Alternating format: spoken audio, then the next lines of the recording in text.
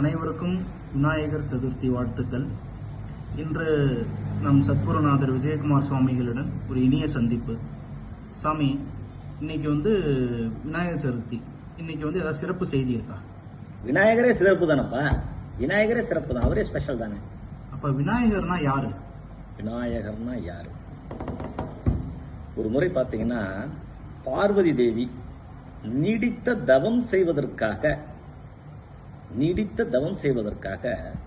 கையை அப்படி இறுக்கி பிடிச்சிட்டு, எம்பெருமானே ஈசனே எனக்கு துணை புரிவீராக அப்படின்னு வேண்டாங்கப்பா.